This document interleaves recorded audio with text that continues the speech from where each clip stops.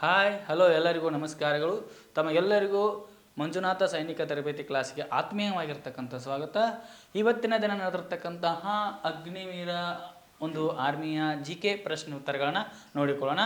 ಪ್ರಶ್ನೆ ನಂಬರ್ 1, ಜಲಿಯನ್ ವಾಲಾಬಾಗ್ ಹತ್ಯಾಕಾಂಡ ಯಾವಾಗ ಸಂಭವಿಸಿತು ಅಂದಾಗ ನೋಡ್ರಿ 1919 ಏಪ್ರಿಲ್ 13ರಂದು ಏನಾಕೈತಪ್ಪ ಅಂದ್ರೆ ಈ ಜಲಿಯನ್ ವಾಲಾಬಾಗ್ ಅಂತಕ್ಕಂಥ ಹತ್ಯಾಕಾಂಡ ಸಂಭವಿಸ್ತದ. ಹಾಗಾದರೆ ಇದಕ್ಕೆ ಪ್ರಮುಖವಾಗಿರ್ತಕ್ಕಂಥ ಕಾರಣ ಏನಪ್ಪ ಅಂದ್ರೆ ರೀ 1919ರಲ್ಲಿ ಏನು ಮಾಡ್ತಾರಪ್ಪ ಅಂದ್ರೆ ರೀ ರೌಲತ್ ಕಾಯ್ದೆಯನ್ನು ಜಾರಿಗೆ ತರ್ತಾರ. ಸರ್ ರೌಲತ್ನ ಮಾರ್ಗದರ್ಶನದಲ್ಲಿ ರೌಲತ್ ಕಾಯ್ದೆಯನ್ನು ಜಾರಿಗೆ ತರ್ತಾರ. ಈ ರೌಲತ್ ಕಾಯ್ದೆ ಅನ್ವಯ ಸಂಶಯ ಬಂದಿರತಕ್ಕಂಥ ವ್ಯಕ್ತಿಯನ್ನು ಯಾವುದೇ ರೀತಿ ವಿಚಾರಣೆ ಮಾಡದೆ ಅವರನ್ನು ಬಂಧಿಸುವುದಾಗಿತ್ತು. ಅವರಿಗೆ ಯಾವುದೇ ರೀತಿಯಾಗಿರ್ತಕ್ಕಂಥ ನ್ಯಾಯಾಧೀಶರನ್ನು ನೇಮಿಸಿಕೊಳ್ಳುವ ಹಾಗಿರಲಿಲ್ಲ. ಈ ರೀತಿಯಾಗಿರ್ತಕ್ಕಂಥ ಒಂದು ಕಾಯ್ದೆ ಬಂದಾಗ ಇದರಲ್ಲಿ ಇಬ್ಬರು ರಾಷ್ಟ್ರ ನಾಯಕರನ್ನು ಏನು ಮಾಡ್ತಾರಪ್ಪ ಅಂದ್ರೆ ಬಂಧಿಸ್ತಾರ. ಅವರೇ ಡಾಕ್ಟರ್ ಸತ್ಯಪಾಲ ಮತ್ತು ಸಫಿನುದ್ದೀನ್ ಕಿಸ್ನೋ ಅಂತಕ್ಕಂಥವ್ರನ್ನ ಬಂಧಿಸಿರ್ತಾರ. ಆ ಸಮಯದಲ್ಲಿ ನಮ್ಮ ಜನ ಏನು ಮಾಡ್ತಾರಪ್ಪ ಅಂದ್ರೆ ರೀ ಈ ಒಂದು ಪಂಜಾಬಿನ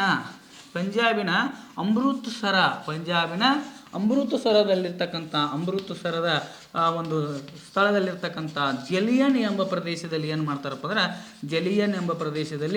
ಜನ ಏನು ಮಾಡ್ತಾರಪ್ಪ ಅಂದರೆ ಶಾಂತ ರೀತಿಯಾಗಿ ಸಭೆಯನ್ನು ಸೇರಿ ನಮ್ಮ ರಾಷ್ಟ್ರ ನಾಯಕರನ್ನು ಬಿಡುಗಡೆ ಮಾಡ ಅಂತೇಳಿ ಒಂದು ಸಭೆಯನ್ನು ಸೇರಿರ್ತಾರೆ. ಆದರೆ ಆ ಸಮಯದಲ್ಲಿ ಪಂಜಾಬಿನ ಜನರಲ್ ಡಯರ್ ಏನು ಮಾಡ್ತಾನಪ್ಪ ಅಂದ್ರೆ ರೀ ಜನರಲ್ ಡಯರ ನಮ್ಮ ಭಾರತೀಯರ ಮೇಲೆ ಗುಂಡಿನ ದಾಳಿಯನ್ನು ಹಾರಿಸ್ತಾನ. ಹೌದಲ್ರಿ? ಆ ದಾಳಿಯಲ್ಲಿ ನಾವು ನೋಡುವಾಗ 375ಕ್ಕಿಂತಲೂ ಹೆಚ್ಚಿನ ಜನರು ಏನಾಗ್ಯಾರಪ್ಪ ಅಂದ್ರೆ ರೀ ಆ ಒಂದು ಮರಣವನ್ನು ಹೊಂದಿದ್ದಾರೆ. ಹಾಗಾಗಿ ಇದನ್ನು ಏನಂತ ಕರೀತಾರಪ್ಪ ಅಂದ್ರೆ ಜಲಿಯನ್ ವಾಲಾಬಾಗ್ ಹತ್ಯಾಕಾಂಡ ಅಂತೇಳಿ ಕರೀತಾರ. ಈಗಲಾದರೂ ಸಹ ಆ ಒಂದು ರಕ್ತದ ಕಲೆಯನ್ನು ಸಹ ಅಲ್ಲಿ ನಾವು ನೋಡಬಹುದಾಗಿದೆ. ಅಂಥ ಒಂದು ಘೋರವಾಗಿರ್ತಕ್ಕಂಥ ಜಲಿಯನ್ ವಾಲಾಬಾಗ್ ನಮ್ಮ ಈ ಭಾರತದಲ್ಲಿ ಸಂಭವಿಸಿತು. ಅದು ಯಾವಾಗ ಸಂಭವಿಸಿತಪ್ಪ ಅಂದ್ರೆ 1919 ಏಪ್ರಿಲ್ 13ರಂದು ಏನಾಗ್ತೈತಪ್ಪ ಅಂದ್ರೆ ಈ ಒಂದು ಹತ್ಯಾಕಾಂಡ ಅಂತಕ್ಕಂಥದ್ದು ಸಂಭವಿಸಿದಾಗಿದೆ. ಇನ್ನು ನೆಕ್ಸ್ಟ್ ಪ್ರಶ್ನೆ ನಂಬರ್ 2, ಕಂಚು ಇವುಗಳ ಮಿಶ್ರಲೋಹ ಯಾವುದು ಅಂದಾಗ ನೋಡ್ರಿ ತಾಮ್ರ ಮತ್ತು ತವರ ಅಂತೇಳಿ ನೋಡ್ತಾ ಇದ್ದೀವಿ. ತಾಮ್ರ ಮತ್ತು ತವರ ಈ ಏನಪ್ಪ ಅಂದ್ರೆ ತಾಮ್ರ ಮತ್ತು ತವರು ಅಂತಕ್ಕಂಥದ್ದು ಏನಪ್ಪ ಅಂದ್ರೆ ಕಂಚು ಇವುಗಳ ಮಿಶ್ರಲೋಹವಾಗಿದೆ.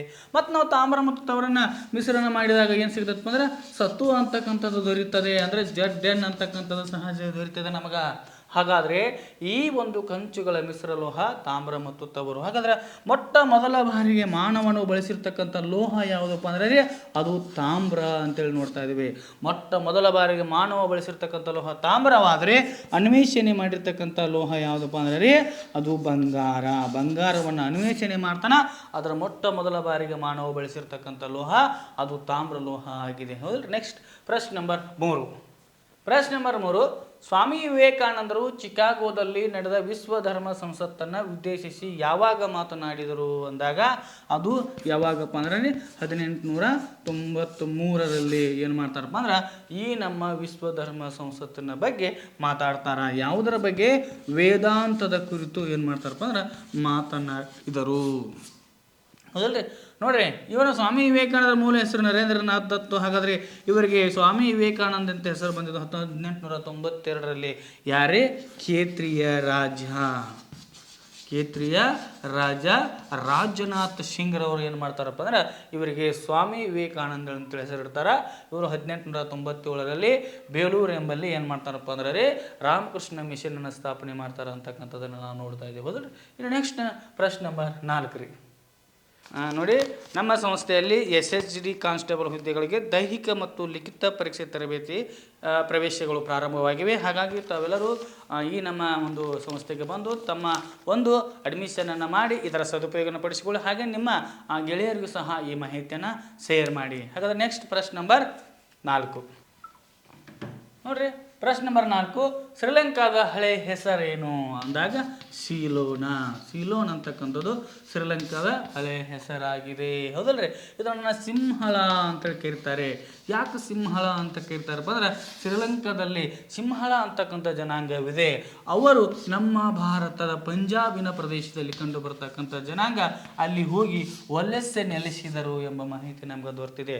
ಇವರಿಗೆ ಮೂಲ ಶ್ರೀಲಂಕಾದವರಿಗೆ ಏನಾಗಿರ್ತದಪ್ಪ ಅಂದ್ರೆ ಆಂತರಿಕವಾಗಿರ್ತಕ್ಕಂತಹ ಜಗಳ ಉಂಟಾದಾಗ ಅವುಗಳನ್ನು ಬಗೆಹರಿಸಲಿಕ್ಕೆ ನಮ್ಮ ಯಾರಪ್ಪ ಅಂದ್ರೆ ರೀ ರಾಜೀವ್ ಗಾಂಧಿಯವರು ಭಾಗವಹಿಸಿದರು ಅಂತೇಳಿ ನಮಗೆ ಮಾಹಿತಿ ನೀಡ್ತದ. ರಾಜೀವ್ ಗಾಂಧಿಯವರು ಏನು ಮಾಡ್ತಾರಪ್ಪ ಅಂದ್ರೆ ಇವರ ನಡುವೆ ಇರತಕ್ಕಂತಹ ಒಂದು ಏನು ಮಾಡ್ತಾರಪ್ಪ ಅಂದ್ರೆ ಆಂತರಿಕ ಕಲಹಗಳನ್ನ ಬಗೆಹರಿಸಿದ್ರು ಅಂತೇಳಿ ನೋಡ್ತಾ ಇದ್ದೀವಿ. ಅಷ್ಟೇ ಅಲ್ಲದೆ ನಮ್ಮ ಅಶೋಕನು ಏನು ಮಾಡ್ತಾನಪ್ಪ ಅಂದ್ರೆ ತನ್ನ ಒಂದು ಬೌದ್ಧ ಧರ್ಮವನ್ನು ಸ್ವೀಕಾರ ಮಾಡಿರ್ತಕ್ಕಂಥ ಅಶೋಕನು ತನ್ನ ಮಗನಾಗಿರ್ತಕ್ಕಂಥ ಮಹೇಂದ್ರ ಮತ್ತು ಸಂಘಮಿತ್ರ ಅಂತಕ್ಕಂಥ ಇಬ್ಬರು ಮಕ್ಕಳಿಗೆ ಏನು ಮಾಡ್ತಾನಪ್ಪ ಅಂದ್ರೆ ಬೋಧಿ ವೃಕ್ಷವನ್ನು ಕೊಟ್ಟು ಶ್ರೀಲಂಕಾಕ್ಕೆ ಏನು ಮಾಡ್ತಾನಪ್ಪ ಅಂದ್ರೆ ಬೌದ್ಧ ಧರ್ಮವನ್ನು ಪ್ರಚಾರ ಮಾಡಲಿಕ್ಕೆ ಕಳಿಸಿದ ಅಂತಕ್ಕಂಥ ಮಾಹಿತಿ ಸಹ ನಮ್ಗೆ ಗೊತ್ತಾಗ್ತಾ ಇದೆ. ಹಾಗಾದರೆ ಶ್ರೀಲಂಕಾದ ಹಳೆಯ ಹೆಸರು ಏನಂದಾಗ ಅದು ಸೀಲೋನ್ ಆಗಿದೆ. ಇನ್ನು ಪ್ರಶ್ನೆ ನಂಬರ್ 5 ರೀ. ಪ್ರಶ್ನೆ ನಂಬರ್ 5, ವಿಟಮಿನ್ಗಳನ್ನು ಕಂಡು ಹಿಡಿದವರು ಯಾರು ಅಂದಾಗ ಯಾರಪ್ಪ ಅಂದ್ರೆ ರೀ ಫಂಕ್ರವರು ಏನು ಮಾಡ್ತಾರಪ್ಪ ಅಂದ್ರೆ ವಿಟಮಿನ್ಗಳನ್ನು ಕಂಡು ಹಿಡಿದರು ನೋಡ್ರಿ. Vitamin A, vitamin C, vitamin B, vitamin C, vitamin D, ಹಾಗೆ ನಾವು ಹಲವು ರೀತಿಯಾಗಿರ್ತಕ್ಕಂಥ ವಿಟಮಿನ್ಗಳನ್ನು ನೋಡ್ತಾ ಇದ್ದೀವಿ. ನಿನ್ನೆ ಅದೆಲ್ಲ ನೋಡಿದ್ರಿ. ವಿಟಮಿನ್ ಸಿ ಅಂತಕ್ಕಂಥದ್ದು ನಿಂಬೆ ಮತ್ತು ಕಿತ್ತಳೆ ಹಣ್ಣಿನಲ್ಲಿ ಏನು ಮಾಡ್ತದ ವಿಟಮಿನ್ ಸಿ ಅಂತಕ್ಕಂಥದ್ದು ಕಂಡು ಬರುತ್ತದೆ. ಹಾಗಾದರೆ ವಿಟಮಿನ್ ಎ ಕೊರತೆಯಿಂದ ಈರುಳ್ಳಿ ಕುರುಡುತನ ರೋಗ ಕಂಡು ಬರುತ್ತದೆ. ವಿಟಮಿನ್ ಬಿ ಕೊರತೆಯಿಂದ ಬೇರೆ ಬೇರೆ ರೋಗ ಕಂಡು ಬರುತ್ತದೆ. ವಿಟಮಿನ್ ಸಿ ಕೊರತೆಯಿಂದ ಸ್ಕರ್ವಿ ರೋಗ ಕಂಡು ಬರ್ತದೆ.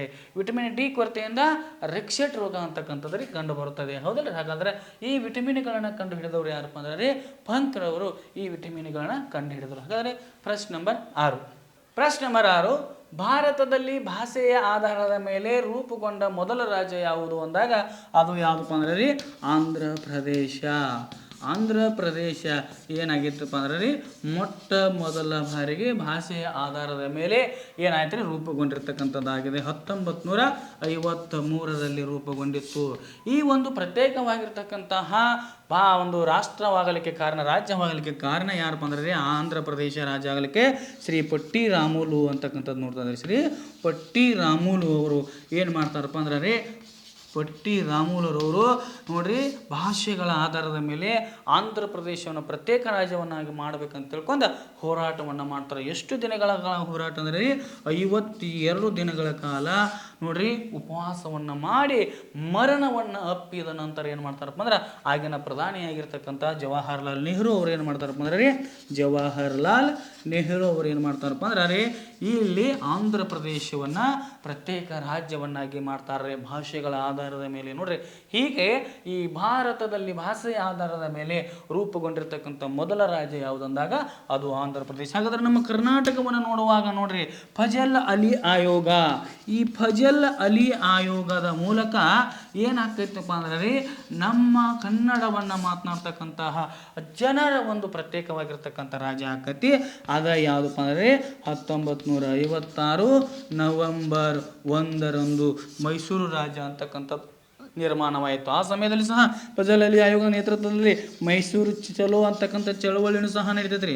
ಮೈಸೂರು ಚಲೋ ಅಂತಕ್ಕಂಥ ಚಳವಳಿ ನೋಡ್ತಾ ಇದ್ದೀವಿ ನಾವು, ಹೌದಲ್ರಿ? ಅದೇ ರೀತಿಯಾಗಿ ಗೋಕಾಕ್ ಚಳವಳಿ, ಡಾಕ್ಟರ್ ರಾಜ್ಕುಮಾರ್ ಅವರು ಭಾಗವಹಿಸಿರ್ತಕ್ಕಂಥ ಚಳವಳಿ ಗೋಕಾಕ್ ಚಳವಳಿ ನೋಡ್ತಾ ಇದ್ವಿ. ಅದು ನಮ್ಮ ಪ್ರತ್ಯೇಕ ಕರ್ನಾಟಕ ಅಂದ್ರೆ ಕನ್ನಡವನ್ನು ಮಾತನಾಡ್ತಕ್ಕಂಥ ಜನರಿಗಾಗಿ ಆಗಿರ್ತಕ್ಕಂಥ ಒಂದು ಆಯೋಗ. ಆ ನಂತರ ನೆಕ್ಸ್ಟ್ ನೋಡ್ರಿ 1973 ನವೆಂಬರ್ 1ರಂದು ಏನಾಗ್ತೈತಪ್ಪ ಅಂದ್ರೆ ರೀ ಪ್ರತ್ಯೇಕವಾಗಿರ್ತಕ್ಕಂಥ ಮೈಸೂರಿನ ಹೆಸರು ಕರ್ನಾಟಕ ಎಂದು ಮರುನಾಮಕರಣವಾಯಿತು ಅಂತಕ್ಕಂಥದ್ದನ್ನು ನೋಡ್ತಾ ಇದ್ದೀವಿ. ನಮ್ಮ ಒಂದು ಸಂಸ್ಥೆಯಲ್ಲಿ ಕರ್ನಾಟಕ ಪೊಲೀಸ್ ಅಂದರೆ ಸಿವಿಲ್, DR, KSISF, ಅದು CRಗೆ ಒಂದು ಏನಪ್ಪ ಅಂದ್ರೆ ದೈಹಿಕ ಮತ್ತು ಲಿಖಿತ ಪರೀಕ್ಷೆ ತರಬೇತಿಗಳು ಪ್ರಾರಂಭವಾಗಿವೆ. ಹಾಗಾಗಿ ನೀವು ಸಹ ಏನು ಮಾಡಿರಪ್ಪ ಅಂದರೆ ನಿಮ್ಮ ಗೆಳೆಯರನ್ನು ಕರೆದುಕೊಂಡು ಈ ಒಂದು ಸಂಸ್ಥೆಗೆ ಅಡ್ಮಿಷನ್ ಮಾಡೋದ್ರ ಮುಖಾಂತರ ನೀವು ಅದರ ಸದುಪಯೋಗವನ್ನು ಪಡಿಸಿಕೊಳ್ಳ್ರಿ, ಹೌದಲ್ರಿ? ಹಾಗಾದ್ರೆ ನೆಕ್ಸ್ಟ್ ಪ್ರಶ್ನೆ ನಂಬರ್ 7. ಪ್ರಶ್ನೆ ನಂಬರ್ 7 ರೀ, ಭಾರತದಲ್ಲಿ ಮೊದಲ ತುರ್ತು ಪರಿಸ್ಥಿತಿ ಘೋಷಣೆಯನ್ನು ಯಾವಾಗ ಮಾಡಲಾಯಿತು ಅಂದಾಗ 1962 ಅಕ್ಟೋಬರ್ 26ರಂದು ಮಾಡಲಾಗುತ್ತದೆ. ಎಲ್ಲಿಪ್ಪ ಅಂದ್ರೆ ಚೀನಿಯ ಆಕ್ರಮಣದ ವೇಳೆಯಲ್ಲಿ. ಚೀನಿಯರು ಆಕ್ರಮಣ ಮಾಡ್ತಾರಲ್ರಿ, ಆ ಆಕ್ರಮಣದ ವೇಳೆಯಲ್ಲಿ ಏನು ಮಾಡ್ತಾರಪ್ಪ ಅಂದ್ರೆ ರೀ ನಮ್ಮ ಭಾರತದಲ್ಲಿ ಮೊಟ್ಟ ಮೊದಲ ಬಾರಿಗೆ ತುರ್ತು ಪರಿಸ್ಥಿತಿಯನ್ನು ಘೋಷಿಸಲಾಯಿತು. ನಮ್ಮ 3 ತುರ್ತು ಪರಿಸ್ಥಿತಿಯನ್ನು ನಾವು ನೋಡ್ತಾ ಇದ್ದೀವಿ ರೀ. ಎಷ್ಟು ರೀ? 3 ತುರ್ತು ಪರಿಸ್ಥಿತಿ. 352ರಲ್ಲಿ, 356ರಲ್ಲಿ, 360ರಲ್ಲಿ ರಾಜ್ಯ ತುರ್ತು ಪರಿಸ್ಥಿತಿ, ರಾಷ್ಟ್ರೀಯ ತುರ್ತು ಪರಿಸ್ಥಿತಿ, ಆಮೇಲೆ ಹಣಕಾಸಿನ ತುರ್ತು ಪರಿಸ್ಥಿತಿ ಅಂತೇಳಿ 3 ತುರ್ತು ಪರಿಸ್ಥಿತಿಯನ್ನು ಸಹ ಈ ಸಮಯದಲ್ಲಿ ನಾವು ನಮ್ಮ ಭಾರತದಲ್ಲಿ ಘೋಷಿಸಲಾಗಿದೆ ಅಂತಕ್ಕಂಥದ್ದನ್ನು ನೋಡ್ತಾ ಇದ್ದೀವಿ. ಹಾಗಾದರೆ ಮೊಟ್ಟ ಮೊದಲ ಬಾರಿಗೆ ಏನಾಗ್ತದಪ್ಪ ಅಂದ್ರೆ ರೀ 1962 ಅಕ್ಟೋಬರ್ 26ರಂದು ಏನು ಮಾಡ್ತಾರಪ್ಪ ಅಂದ್ರೆ ರೀ ಮೊದಲ ಒಂದು ತುರ್ತು ಪರಿಸ್ಥಿತಿಯನ್ನು ಘೋಷಣೆ ಮಾಡಲಾಯಿತು ಅಂತಕ್ಕಂಥದ್ದನ್ನು ನಾವು ನೋಡ್ತಾ ಇದ್ದೀವಿ. ಹಾಗಾದರೆ ಈ 352ನೇ ವಿಧಿ ಏನಾಗೈತಪ್ಪ ಅಂದ್ರೆ ರೀ ರಾಜ್ಯ ತುರ್ತು ಪರಿಸ್ಥಿತಿಗೆ ಸಂಬಂಧಿಸಿದೆ. 356 ವಿಧಿಯು ಯಾವ್ದಕ್ಕೆ? ರಾಷ್ಟ್ರೀಯ ತುರ್ತು ಪರಿಸ್ಥಿತಿಗೆ ಸಂಬಂಧಿಸಿದೆ. ಆನಂತರ 360ನೇ ವಿಧಿ ಏನಾಗೈತಪ್ಪ ಅಂದ್ರೆ ರೀ ಇದು ಹಣಕಾಸಿನಿಗೆ ಒಂದು ತುರ್ತು ಪರಿಸ್ಥಿತಿಗೆ ಸಂಬಂಧಪಟ್ಟಿರ್ತಕ್ಕಂಥದ್ದಾಗಿದೆ. ಹೌದಲ್ರಿ? ಹಾಗಾದ್ರೆ ನೆಕ್ಸ್ಟ್ ಪ್ರಶ್ನೆ ನಂಬರ್ 8. ಪ್ರಶ್ನೆ ನಂಬರ್ 8 ರೀ, ಚಂದ್ರಗುಪ್ತ ಮೌರ್ಯನ ಆಸ್ಥಾನಕ್ಕೆ ಬಂದ ಸೆಲ್ಯೂಕಸ್ನ ರಾಯಭಾರಿ ಯಾರು ಅಂದಾಗ ಅವರೇ ಮೆಗಾಸ್ತನೀಸ್. ಈ ಮೆಗಾಸ್ತನೀಸ್ ಏನಪ್ಪ ಅಂದ್ರೆ ರೀ ಮೆಗಾಸ್ತನೀಸನು ಚಂದ್ರಗುಪ್ತ ಮೌರ್ಯನ ಆಸ್ಥಾನಕ್ಕೆ ಸೆಲ್ಯೂಕಸ್ನ ರಾಯಭಾರಿಯಾಗಿ ಬಂದ. ಹಾಗಾದರೆ ಈ ಚಂದ್ರಗುಪ್ತ ಮೌರ್ಯ ಅಂತ ನೋಡುವಾಗ ಈತ ಮೌರ್ಯ ಸಾಮ್ರಾಜ್ಯದ ಸ್ಥಾಪಕನಾಗಿದ್ದಾನೆ. ಮೌರ್ಯ ಸಾಮ್ರಾಜ್ಯದ ಸ್ಥಾಪಕ. ಈತನನ್ನು ಚಾಣಕ್ಯ ಅಂತಕ್ಕಂಥವನು, ಕೌಟಿಲ್ಯ ಅಂತಕ್ಕಂಥವನು, ವಿಷ್ಣುಗುಪ್ತ 3 ಹೆಸರಿಂದ ಕರೀತಾರೆ. ಏನು ಮಾಡ್ತಾನಪ್ಪ ಅಂದ್ರೆ ಈತನನ್ನು ಮೌರ್ಯ ಸಾಮ್ರಾಜ್ಯದ ಸ್ಥಾಪಕನಾಗಿ ಮಾಡ್ತಾನ. ಹಲವು ರೀತಿಯಾಗಿರ್ತಕ್ಕಂಥ ತರಬೇತಿಯನ್ನು ಕೊಟ್ಟ ಆತನನ್ನು ಮೌರ್ಯ ಸಾಮ್ರಾಜ್ಯ ಸ್ಥಾಪಕನಾಗಿ ಮಾಡಿ ಅದೇನು ಮಾಡ್ತಾನಪ್ಪ ಅಂದ್ರೆ ನಂತರ ಧನನಂದನನ್ನು ಕೊಲ್ಲಿಸಿದ ಅಂತೇಳಿ ನೋಡ್ತಾ ಇದ್ದೀವಿ. ಪಂಜಾಬಿನ ಪ್ರಾಂತ್ಯಗಳ ಮೇಲೆ ಆಧಿಪತ್ಯವನ್ನು ಸ್ಥಾಪನೆ ಮಾಡ್ತಾನೆ. ಅದೇ ಸಮಯದಲ್ಲಿ ಭಾರತದ ವಾಯುವ್ಯ ಭಾಗದಲ್ಲಿ ಇರ್ತಕ್ಕಂತಹ ಕಾಬೂಲ, ಅಫ್ಘಾನಿಸ್ತಾನ, ಬಲೂಚಿಸ್ತಾನ, ಕಂದಹಾರಗಳನ್ನು ಯಾರು ವಶಪಡಿಸಿಕೊಂಡಿರ್ತಾರಪ್ಪ ಅಂದ್ರೆ ರೀ ಈ ನಮ್ಮ ಅಲೆಕ್ಸಾಂಡರ್ ಅಂತಕ್ಕಂಥವ್ನು ವಶಪಡಿಸಿಕೊಂಡು ತನ್ನ ಸೇನಾಧಿಪತಿಗಳಿಗೆ ಕೊಟ್ಟಿರ್ತಾನೆ. ಯಾವಾಗ ಸಾಮಾನ್ಯ ಶಕ ಪೂರ್ವ 305ರಲ್ಲಿ ಮರಣವನ್ನು ಹೊಂತ ನೋಡ್ರಿ, ಆವಾಗ ಯಾರ ಅಲ್ಲಿ ರಾಯಭಾರಿ ಹಾಕನಪ್ಪ ಅಂದ್ರೆ ರೀ ಗ್ರೀಕ್ ರಾಯಭಾರಿ ಸೆಲ್ಯೂಕಸ್ ಅಂತಕ್ಕಂಥವ್ನು ಏನಕ್ಕನಪ್ಪ ಅಂದ್ರೆ ಅಲ್ಲಿ ಆಗಿರ್ತಾನ. ಆ ಸೆಲ್ಯೂಕಸ್ ಏನು ಮಾಡ್ತಾನಪ್ಪ ಅಂದ್ರೆ ರೀ ಈ ಅಲೆಕ್ಸಾಂಡರ್ ಮರಣವನ್ನು ಹೊಂದಿದ ನಂತರ ಆ ಪ್ರದೇಶದ ಮೇಲೆ ಮತ್ತೆ ದಾಳಿ ಮಾಡಲಿಕ್ಕೆ ಭಾರತಕ್ಕೆ ಬರ್ತಾನ. ಆವಾಗ ಚಂದ್ರಗುಪ್ತ ಮೌರ್ಯನೊಂದಿಗೆ ಏನು ಮಾಡ್ತಾನಪ್ಪ ಅಂದ್ರೆ ಯುದ್ಧವನ್ನು ಮಾಡಿ ಆತನೊಂದಿಗೆ ಸೋಲನ್ನು ಅನುಭವಿಸಿ ಏನು ಮಾಡ್ತಾನಪ್ಪ ಅಂದ್ರೆ ಈ ಸೆಲ್ಯೂಕಸ್ ಚಂದ್ರಗುಪ್ತ ಮೌರ್ಯನಿಗೆ ತನ್ನ ಮಗಳನ್ನು ಕೊಟ್ಟು ಮದುವೆಯನ್ನು ಮಾಡಿ ವೈವಾಹಿಕ ಸಂಬಂಧವನ್ನು ಬೆಳೆಸಿದ ಅಂತ ನೋಡ್ತಾ ಇದ್ದೀವಿ. ಅದ ಸಂದರ್ಭದಲ್ಲಿ ತನ್ನ ರಾಯಭಾರಿಯಾಗಿರ್ತಕ್ಕಂತಹ ಮೆಗಾಸ್ತನೀಸನನ್ನು ಸಹ ಏನು ಮಾಡ್ತಾನಪ್ಪ ಅಂದ್ರೆ ಚಂದ್ರಗುಪ್ತ ಮೌರ್ಯನ ಆಸ್ಥಾನಕ್ಕೆ ಕಳುಹಿಸಿದ ಅಂತೇಳಿ ನೋಡ್ತಾ ಇದ್ದೀವಿ. ಇದರ ಖುಷಿಗಾಗಿ ಚಂದ್ರಗುಪ್ತ ಮೌರ್ಯ ತರಬೇತಿಯನ್ನು ಪಡೆದಿರ್ತಕ್ಕಂಥ 500 ಆನೆಗಳನ್ನು ಆ ಸೆಲ್ಯೂಕಸ್ಗೆ ಕೊಟ್ಟು ಕಳಿಸಿದ ಅಂತೇಳಿ ನೋಡ್ತಾ ಇದ್ದೀವಿ. ಈ ಮೆಗಾಸ್ತನೀಸ್ ಏನು ಮಾಡ್ತಾನಪ್ಪ ಅಂದ್ರೆ ರೀ ಇಲ್ಲಿ ಇಂಡಿಕಾ ಎಂಬ ಕೃತಿಯನ್ನು ಬರೆದ. ಈ ಇಂಡಿಕಾ ಎಂಬ ಕೃತಿಯು ಮೌರ್ಯ ಸಾಮ್ರಾಜ್ಯದ ವಿವರಣೆಗಳನ್ನು ತಿಳಿಸ್ತಕ್ಕಂಥ ಕೃತಿಯಾಗಿದೆ. ಇದನ್ನು ಮೆಗಾಸ್ತನೀಸ್ ಅಂತಕ್ಕಂಥವನು ಬರಿತಾನೆ. ಹಾಗಾದ್ರೆ ನೆಕ್ಸ್ಟ್, ಈಗಾಗಲೇ RPF ಪರೀಕ್ಷೆಯಲ್ಲಿ ಪಾಸ್ ಆಗಿರ್ತಕ್ಕಂಥ ಅಭ್ಯರ್ಥಿಗಳಿಗೆ ನಾವು ಫಿಸಿಕಲ್ ಒಂದು ತರಬೇತಿಯನ್ನು ನೀಡಲಾಗುತ್ತದೆ. ಹಾಗಾದರೆ ತಾವೆಲ್ಲರೂ ಈ ಒಂದು ತರಬೇತಿಯ ಒಂದು ಸದುಪಯೋಗವನ್ನು ಪಡಿಸಿಕೊಳ್ಳಿ ಅಂತ ನಿಮಗೆ ಹೇಳ್ತಾ ನೆಕ್ಸ್ಟ್ ಪ್ರಶ್ನೆ ನಂಬರ್ ಭಾರತದ ಮೇಲೆ ಪ್ರಶ್ನೆ ನಂಬರ್ 9. ಭಾರತದ ಮೇಲೆ ದಾಳಿ ಮಾಡಿದ ಮೊದಲ ಮುಸ್ಲಿಂ ಆಕ್ರಮಣಕಾರ ಯಾರು ಅಂದಾಗ ಮೊಹಮ್ಮದ್ ಬಿನ್ ಕಾಸಿಂ. ಮೊಹಮ್ಮದ್ ಬಿನ್ ಕಾಸಿಂ ರವರು. ಈ ಮೊಹಮ್ಮದ್ ಬಿನ್ ಕಾಸಿಂ ರವರು ಭಾರತದ ಮೇಲೆ ಸಾಮಾನ್ಯ ಶಕ 712ರಲ್ಲಿ ಏನು ಮಾಡ್ತಾನಪ್ಪ ಅಂದ್ರೆ ರೀ ದಾಳಿಯನ್ನು ಮಾಡಿದ ಅಂತೇಳಿ ನೋಡ್ತಾ ಇದ್ದೀವಿ. ಯಾವ ಪ್ರದೇಶದ ಮೇಲೆ? ಸಿಂಧ್ ಪ್ರದೇಶದ ಮೇಲೆ ಏನು ಮಾಡ್ತಾನಪ್ಪ ಅಂದ್ರೆ ಭಾರತದ ಮೇಲೆ ದಾಳಿಯನ್ನು ಮಾಡಿದ. ಹಾಗಾದರೆ ಭಾರತದ ಮೇಲೆ ವಿದೇಶಿಗರು ಯಾವ ಮಾರ್ಗದ ಮೂಲಕ ನಮ್ಮ ಭಾರತದ ಮೇಲೆ ದಾಳಿಯನ್ನು ಮಾಡ್ತಾರಪ್ಪ ಅಂದ್ರೆ ಯಾವ ಮಾರ್ಗದ ಮೂಲಕ ಬರ್ತಾರಪ್ಪ ಅಂದ್ರೆ ಭಾರತದ ವಾಯುವ್ಯ ಮಾರ್ಗದ ಮೂಲಕ. ವಾಯುವ್ಯ ಮಾರ್ಗದ ಮೂಲಕ ಯಾವಪ್ಪ ಅಂದ್ರೆ ರೀ ಖೈಬರ್ ಮತ್ತು ಬೋಲಾನ್. ಖೈಬರ್ ಮತ್ತು ಬೋಲಾನ್ ಕಣಿವೆ ಮಾರ್ಗದ ಮೂಲಕ ನಮ್ಮ ಭಾರತದ ಮೇಲೆ ಏನು ಮಾಡ್ತಾರಪ್ಪ ಅಂದ್ರೆ ದಾಳಿಯನ್ನು ಮಾಡಿದರು ಅಂತ ಹೇಳಿ ನೋಡ್ತಾ ಇದ್ದೇವೆ. ಅದರಲ್ಲಿ ಮೊಹಮ್ಮದ್ ಬಿನ್ ಕಾಸಿಮನು ಸಾಮಾನ್ಯ ಶಕ 712ರಲ್ಲಿ ಭಾರತದ ಮೇಲೆ ದಾಳಿಯನ್ನು ಮಾಡ್ತಾನೆ. ಈತನ ನಂತರ ನಾವು ಮತ್ತೆ ಗಜನಿ ಮನೆತನದ ಮೊಹಮ್ಮದ್ ಗಜನಿ ಸಹ 1000ರಲ್ಲಿ ನಮ್ಮ ಭಾರತಕ್ಕೆ ಬಂದ ಏನು ಮಾಡ್ತಾರಪ್ಪ ಅಂದ್ರೆ 17 ಬಾರಿ ದಾಳಿಯನ್ನು ಮಾಡ್ತಾನೆ. ಎಲ್ಲಿಂದ್ರೆ ರೀ 939ರಿಂದ 1011ರವರೆಗೆ ಅಂತ ನೋಡ್ತಾ ಇದ್ದೀವಿ. ಎಷ್ಟು ಬಾರಿ ದಾಳಿ ಮಾಡ್ತಾನಪ್ಪ ಅಂದ್ರೆ 17 ಬಾರಿ ಭಾರತದ ಮೇಲೆ ದಾಳಿಯನ್ನು ಮಾಡ್ತಾನೆ ಅಂತೇಳಿ ನೋಡ್ತಾ ಇದ್ದೀವಿ. ಅದರಲ್ಲಿ ಪ್ರಸಿದ್ಧವಾಗಿರ್ತಕ್ಕಂಥ ದಾಳಿ ಗುಜರಾತಿನ ಸೋಮನಾಥ ದೇವಾಲಯ ಅಂತೇಳಿ ನೋಡ್ತಾ ಇದ್ದೀವಿ. ಹೌದಲ್ರಿ? ಈತನ ದಾಳಿಯನ್ನು ಎದುರಿಸಿರ್ತಕ್ಕಂತಹ ರಾಜ್ಯ ಮನೆತನ ಯಾವ್ದಪ್ಪ ಅಂದ್ರೆ ಸೋಲಂಕಿಯ ರಜಪೂತರ ಸೋಲಂಕಿಯರ ರಾಜ್ಯ ಮನೆತನ ಆತ ಭೀಮಾ ಅಂತ ಹೇಳಿ ನೋಡ್ತಾ ಇದ್ದೀವಿ. ಎಲ್ಲಿಪ್ಪ ಅಂದ್ರೆ ಅದೇ ರೀತಿಯಾಗಿ ಈತನ ಸೇನಾಧಿಪತಿಯಾಗಿರ್ತಕ್ಕಂಥ ಮಹಮ್ಮದ್ ಗೋರಿಯೊಂದಿಗೆ ಯಾರಪ್ಪ ಅಂದ್ರೆ ಸೋಲಂಕಿಯರ ಮನೆತನದ ಭೀಮರಾವ ಮೌಂಟ್ ಅಬುವಿನ ಬಳಿಯಲ್ಲಿ ಏನು ಮಾಡ್ತಾನ್ರಿ? ಮೌಂಟ್ ಅಬುವಿನ ಬಳಿಯಲ್ಲಿ ದಾಳಿಯನ್ನು ಮಾಡಿ ಆತನ ದಾಳಿಯನ್ನು ಎದುರಿಸಿದ ಅಂತಕ್ಕಂಥದ್ದನ್ನು ಸಹ ನೋಡ್ತಾ ಇದ್ದೀವಿ. ಆ ನಂತರ ನಾವು ನೋಡುವಾಗ ಆ ಮೊಹಮ್ಮದ್ ಘೋರಿ 1ನೇ ತೈರಿನ ಕಾಳಗ 2ನೇ ತೈರಿನ ಕಾಳಗ ಯುದ್ಧವನ್ನು ಮಾಡಿ ದೆಹಲಿಯ ಸಿಂಹಾಸನವನ್ನು ತನ್ನ ವಶಪಡಿಸಿಕೊಂಡು ದೆಹಲಿ ಸುಲ್ತಾನರು ಆಳ್ವಿಕೆಯನ್ನು ಮಾಡ್ತಾರೆ ಅಂತಕ್ಕಂಥದ್ದನ್ನು ಸಹ ನಾವು ನೋಡ್ತಾ ಇದ್ದೀವಿ. ಹಾಗಾದರೆ ಈ ರೀತಿಯಾಗಿರ್ತಕ್ಕಂಥ ಪ್ರಶ್ನೆ ಇದೆ. ಇನ್ನು ನೆಕ್ಸ್ಟ್ ಪ್ರಶ್ನೆ ನಂಬರ್ 10 ರೀ. ಪ್ರಶ್ನೆ ನಂಬರ್ 10 ಸ್ಟೈನ್ಲೆಸ್ ಸ್ಟೀಲ್ ಇವುಗಳ ಮಿಶ್ರ ಲೋಹ ಯಾವುದು ಅಂದಾಗ ಯಾವುದಪ್ಪ ಅಂದ್ರೆ ರೀ ಇದರಲ್ಲಿ ಮೊದಲನೇದಾಗಿ ನೋಡುವಾಗ ಕಬ್ಬಿಣ, ಆನಂತರ ಕ್ರೋಮಿಯಂ ಮತ್ತು ನಿಕ್ಕಲ್. ನೋಡ್ರಿ, ಸ್ಟೈನ್ಲೆಸ್ನ ಸ್ಟೀಲ್ ಇವುಗಳ ಮಿಶ್ರ ಲೋಹ ಯಾವುದಂದಾಗ ಕಬ್ಬಿಣ, ಕ್ರೋಮಿಯಂ ಮತ್ತು ನಿಕ್ಕಲ್ ಅಂತಕ್ಕಂಥವು ಇವುಗಳ ಒಂದು ಮಿಶ್ರ ಲೋಹವಾಗಿದೆ ಅಂತೇಳಿ ನೋಡ್ತಾ ಇದ್ದೀವಿ. ಹಾಗಾದರೆ ಈ ನಮ್ಮ ಒಂದು ಸಂಸ್ಥೆಯಲ್ಲಿ ಅಗ್ನಿವೀರ ಪರೀಕ್ಷೆಯಲ್ಲಿ ಏನಪ್ಪ ಅಂದ್ರೆ ಪಾಸ್ ಆಗಿರ್ತಕ್ಕಂಥವ್ರಿಗೆ ಪರೀಕ್ಷೆ ಮುಗಿದ ನಂತರ ಫಿಸಿಕಲ್ ಮತ್ತು ಮೆಡಿಕಲ್ ಒಂದು ಏನಪ್ಪ ಅಂದ್ರೆ ಪರೀಕ್ಷೆಗಳು ಮುಂದೆ ಬರ್ತಾ ಇದೆ. ಅದಕ್ಕೆ ನಾವು ತರಬೇತಿಯನ್ನು ಕೊಡ್ತಾ ಇದ್ದೀವಿ. ಅಷ್ಟೇ ಅಲ್ಲದೆ ಈ ನಮ್ಮ ಸಂಸ್ಥೆಯಲ್ಲಿ 400 ಮೀಟರ್ ಟ್ರ್ಯಾಕ್ ರನ್ನಿಂಗ್ ಸಹ ನಾವೇನು ಮಾಡಿಸ್ತಾ ಇದ್ದೀವಿ. ಅಷ್ಟೇ ಅಲ್ಲದೆ ಇಲ್ಲಿ ನಮ್ಮ ಕ್ಲಬ್ಸ್ ಆನಂತರ ಜಿಗ್ಜಾಗ್ ನಡೆಗೆ, ಲಾಂಗ್ ಜಂಪ್ ಎಲ್ಲ ರೀತಿಯ ದೈಹಿಕ ತರಬೇತಿಗಳನ್ನು ಸಹ ನಮ್ಮ ಸಂಸ್ಥೆಗೆ ಕೊಡ್ತಾ ಇದೆ. ಹಾಗಾಗಿ ತಾವೆಲ್ಲರೂ ಇದರ ಸದುಪಯೋಗವನ್ನು ಪಡಿಸಿಕೊಳ್ಳ್ರಿ. ಹಾಗಾದ್ರೆ ನೆಕ್ಸ್ಟ್ ಪ್ರಶ್ನೆ ನಂಬರ್ 11. ಪ್ರಶ್ನೆ ನಂಬರ್ 11 ಯುನೆಸ್ಕೋ ಯಾವ ಕ್ಷೇತ್ರಕ್ಕೆ ಕಳಿಂಗ ಪ್ರಶಸ್ತಿಯನ್ನು ನೀಡುತ್ತಿದೆ? ಯಾವ ಕ್ಷೇತ್ರಕ್ಕೆ ಅಂದಾಗ ಅದು ವಿಜ್ಞಾನ ಕ್ಷೇತ್ರಕ್ಕೆ ಏನು ಮಾಡ್ತದಪ್ಪ ಅಂದ್ರೆ ಕಳಿಂಗ ಪ್ರಶಸ್ತಿಯನ್ನು ನೀಡ್ತದೆ. ವಿಜ್ಞಾನ ಅಂದ್ರೆ ಏನ್ರಿ?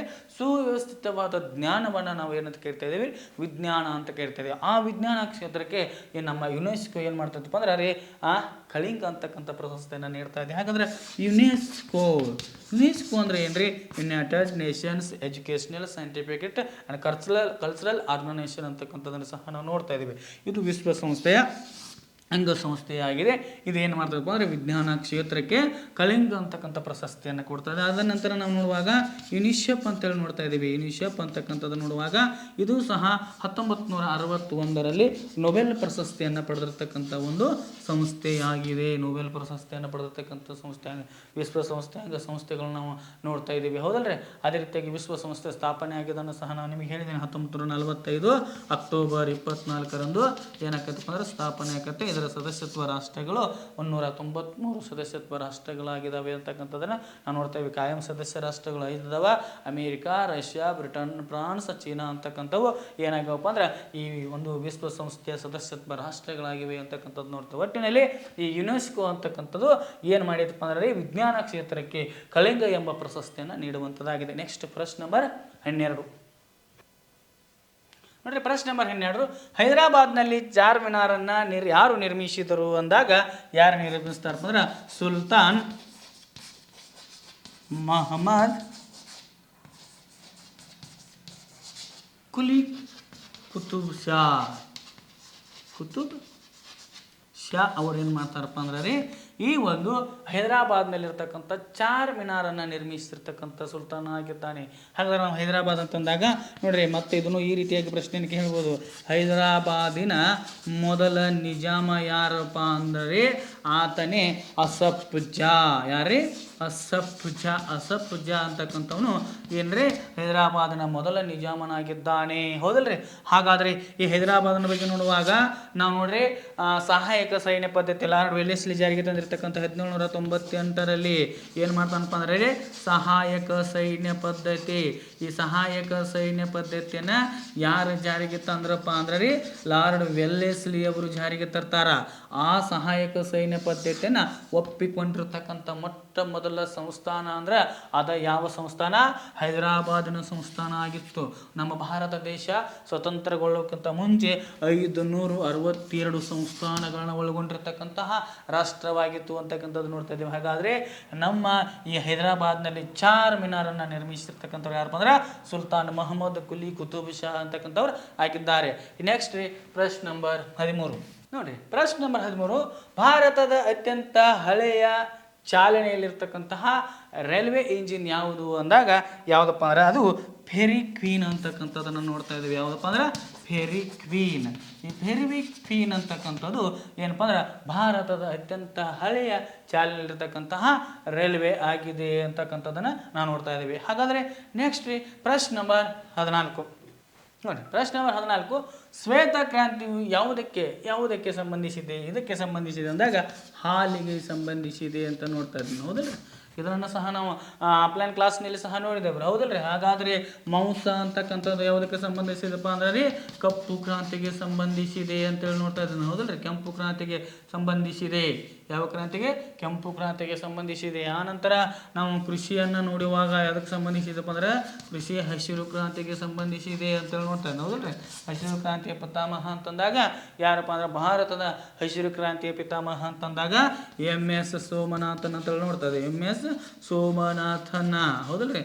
ಹಾಗಾದರೆ ಹಸಿರು ಕ್ರಾಂತಿಯ ಪಿತಾಮಹ ಅಂತಂದಾಗ ನಾರ್ಮನ್ ಬೋರ್ಲಾಗ್ರವ್ರಿ. ನಾರ್ಮನ್ ಬೋರ್ಲಾಗ್ರವರು ಏನಪ್ಪ ಅಂದ್ರೆ ರೀ ಹಸಿರು ಕ್ರಾಂತಿಯ ಪಿತಾಮಹ ಅವರಾಗಿದ್ದರು ಅಂತೇಳಿ ನೋಡ್ತಾ ಇದ್ದೀವಿ. ಹೌದಲ್ರಿ?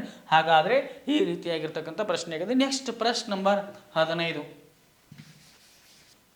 ನೋಡ್ರಿ. ಪ್ರಶ್ನೆ ನಂಬರ್ 15 ಸಂಪೂರ್ಣ ಸ್ವಾತಂತ್ರ್ಯಕ್ಕಾಗಿ ಕಾಂಗ್ರೆಸ್ ಯಾವಾಗ ಮತ್ತು ಎಲ್ಲಿ ನಿರ್ಣಯವನ್ನು ಅಂಗೀಕರಿಸಿತು ಅಂದಾಗ ಮೊದಲನೆಯದಾಗಿ 1929ರಲ್ಲಿ. ಯಾವಾಗ ಅಂದಾಗ 1929ರಲ್ಲಿ ಯಾವಾಗಪ್ಪ ಅಂದರೆ ಲಾಹೋರ್ ಅಧಿವೇಶನದಲ್ಲಿ, ಲಾಹೋರ್ನ ಕಾಂಗ್ರೆಸ್ನ ಅಧಿವೇಶನದಲ್ಲಿ ಏನು ಮಾಡ್ತಾರಪ್ಪ ಅಂದ್ರೆ ರೀ ಜವಾಹರ್ಲಾಲ್ ನೆಹರು ಅವರು ಸಂಪೂರ್ಣವಾಗಿರ್ತಕ್ಕಂಥ ಸ್ವಾತಂತ್ರ್ಯಕ್ಕಾಗಿ ಏನು ಮಾಡ್ತಾರಪ್ಪ ಅಂದ್ರೆ ರೀ ಅವ್ರದ್ದೇ ಆಗಿರ್ತಕ್ಕಂಥ ನಿರ್ಣಯವನ್ನು ಅಲ್ಲಿ ಏನು ಮಾಡ್ತಾರಪ್ಪ ಅಂದ್ರೆ ಘೋಷಣೆ ಮಾಡ್ತಾರೆ.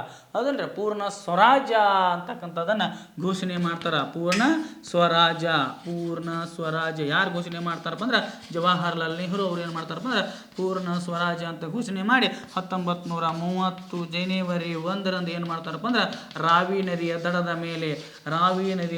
ಮೇಲೆ ಏನು ಮಾಡ್ತಾರಪ್ಪ ಅಂದ್ರೆ ತ್ರಿವರ್ಣ ಧ್ವಜವನ್ನು ಹಾರಿಸಿದರು ಅಂತೇಳಿ ನೋಡ್ತಾ ಇದ್ದೀವಿ ನಾವು. ತ್ರಿವರ್ಣ ಧ್ವಜವನ್ನು ಯಾರು ಹಾರಿಸ್ತಾರಪ್ಪ ಅಂದ್ರೆ ಜವಾಹರ್ಲಾಲ್ ನೆಹರು ಅವರು ಹಾರಿಸ್ತಾರೆ. ಯಾವುದಕ್ಕಪ್ಪ ಅಂದ್ರೆ ಪೂರ್ಣ ಸ್ವರಾಜ್ಯ ಎಂಬ ಘೋಷಣೆನ ಯಾವಾಗ 1929 ಏನ್ರಿ ಲಾಹೋರ್ ಎಂಬಲ್ಲಿ 1930 ಜನವರಿ 1ರಂದು ರಾವಿ ನದಿಯ ದಡದ ಮೇಲೆ ತ್ರಿವರ್ಣ ಧ್ವಜವನ್ನು ಹಾರಿಸ್ತಾರೆ. ಅದರ ಸವಿ ನೆನಪಿಗಾಗಿ 1930 ಜನವರಿ 26ರಂದು ಪೂರ್ಣ ಸ್ವರಾಜ್ಯ ಅಂತಕ್ಕಂಥ ಘೋಷಣೆ ಏನಾಗ್ತೈತಪ್ಪ ಅಂದ್ರೆ ರೀ ಪೂರ್ಣ ಸ್ವರಾಜ್ಯ ಅಂತಕ್ಕಂಥ ಘೋಷಣೆ ಅಂಗೀಕಾರವಾಗಿರ್ತಕ್ಕಂಥ ದಿನ.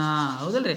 ಅಂಗೀಕಾರವಾಗಿರ್ತಕ್ಕಂಥ ದಿನ 1930 ಏನ್ರಿ ಜನವರಿ 26ರಂದು ನೋಡ್ತಾ ಇದ್ದೀವಿ. ಇದರ ಸವಿ ನೆನಪಿಗಾಗಿ 1949 ನವೆಂಬರ್ 26ರಂದು ಸಂವಿಧಾನ ಅಂಗೀಕಾರವಾಗಿರ್ತಕ್ಕಂಥ ದಿನ. ಆಗ ರೆಡಿ ಆಗಿದ್ರು ಸಹ ಇದರ ಸವಿ ನೆನಪಿಗಾಗಿ 1950 ಜನವರಿ 26ರಂದು ಏನು ಮಾಡ್ತಾರಪ್ಪ ಅಂದ್ರೆ ಸಂವಿಧಾನವನ್ನು ಜಾರಿಗೆ ತಂದರು ಅಂತಕ್ಕಂಥದ್ದನ್ನು ನೋಡ್ತಾ ಇದ್ದೇವೆ. ಹೌದಲ್ರಿ? ಹಾಗಾದರೆ ಇಲ್ಲಿಯವರೆಗೆ ನಾವು ಏನು ಮಾಡಿದಪ್ಪ ಅಂದ್ರೆ ಅಗ್ನಿವೀರ ಆರ್ಮಿಗೆ ಸಂಬಂಧಪಟ್ಟಿರ್ತಕ್ಕಂಥ GK ಪ್ರಶ್ನೆ ಉತ್ತರಗಳನ್ನು ನೋಡಿಕೊಂಡೆವು. ಇಲ್ಲಿವರೆಗೆ ಈ ವಿಡಿಯೋವನ್ನು ವೀಕ್ಷಿಸಿದ್ದಕ್ಕಾಗಿ ತಮಗೆಲ್ಲರೂ ಧನ್ಯವಾದ ಹೇಳುತ್ತಾ ಮತ್ತೆ ನಾಳೆ ಕ್ಲಾಸ್ನಲ್ಲಿ ಭೇಟಿಯಾಗೋಣ. ನಮ್ಮ ಸಂಸ್ಥೆಯಲ್ಲಿ SSC GD ಕಾನ್ಸ್ಟೇಬಲ್ ಹುದ್ದೆಗಳಿಗೆ ಪೂರ್ವಭಾವಿಯಾಗಿ ದೈಹಿಕ ಮತ್ತು ಲಿಖಿತ ಪರೀಕ್ಷೆಗೆ ತರಬೇತಿ ಕೊಡಲಾಗುವುದು. ಪ್ರವೇಶ ಪ್ರಾರಂಭವಾಗಿದೆ. ಕರ್ನಾಟಕ ಪೊಲೀಸ್ ಕಾನ್ಸ್ಟೇಬಲ್ ಹುದ್ದೆಗಳ ತರಬೇತಿಗೆ ಪ್ರವೇಶ ಪ್ರಾರಂಭವಾಗಿವೆ. ಸಂಪರ್ಕಿಸಿ. ಪಾಲಕರ ಆಶೀರ್ವಾದ, ಯುವಕರ ಪ್ರೋತ್ಸಾಹದಿಂದ ಸರ್ಕಾರದಿಂದ ಮಾನ್ಯತೆ ಪಡೆದು ಕರ್ನಾಟಕದಲ್ಲಿ ಯಶಸ್ವಿಯಾಗಿ 21ನೇ ವರ್ಷದಲ್ಲಿ ಮುನ್ನಡೆಯುತ್ತಿರುವ ಸಂಸ್ಥೆಯಿಂದ ಇಂಡಿಯನ್ ಆರ್ಮಿಯಲ್ಲಿ Agniveer, general duty, tradesman, army assistant officer, store keeper ಮತ್ತು ಟೆಕ್ನಿಕಲ್ ಹುದ್ದೆಗಳಿಗೆ ಅಗ್ನಿವೀರ ಇಂಡಿಯನ್ ಆರ್ಮಿಯನ್ನ ಸೇರಬಯಸುವ ಅಭ್ಯರ್ಥಿಗಳಿಗೆ ಪೂರ್ವಭಾವಿಯಾಗಿ ಕಂಪ್ಯೂಟರ್ ಬೇಸ್ಡ್ ಎಕ್ಸಾಮ್ ಹಾಗೂ ದೈಹಿಕ ಪರೀಕ್ಷೆಗಳಿಗೆ ತರಬೇತಿ ನೀಡಲಾಗುವುದು. ವುಮೆನ್ ಮಿಲಿಟರಿ, ಪೊಲೀಸ್, ಸ್ಟೇಟ್ ಹಾಗೂ ಸೆಂಟ್ರಲ್ ಪೊಲೀಸ್ ಕಾನ್ಸ್ಟೇಬಲ್ ಹಾಗೂ SSC GD, BSF, CRPF, Assam rifles, ITBP, CISF, SSB ಹಾಗೂ ಮುಂದೆ ನಡೆಯುವ ಅಗ್ನಿವೀರ ಆರ್ಮಿ ರ್ಯಾಲಿಗೆ ಪುರುಷ ಹಾಗೂ ಮಹಿಳಾ ಅಭ್ಯರ್ಥಿಗಳಿಗೆ ತರಬೇತಿ ಕೊಡಲಾಗುವುದು. ಹಾಸ್ಟೆಲ್ ಸೌಲಭ್ಯ ಕೂಡ ಇರುತ್ತೆ. ಸಂಪರ್ಕಿಸಿ ಶ್ರೀ ಮಂಜುನಾಥ ಸೈನಿಕ ತರಬೇತಿ ಕೇಂದ್ರ, ಮೂಡಲ್ಗಿ, ತಾಲೂಕು ಮೂಡಲ್ಗಿ, ಜಿಲ್ಲೆ ಬೆಳಗಾವಿ, ರಾಜ್ಯ ಕರ್ನಾಟಕ. ಪ್ರವೇಶ ಪ್ರಾರಂಭವಾಗಿದೆ.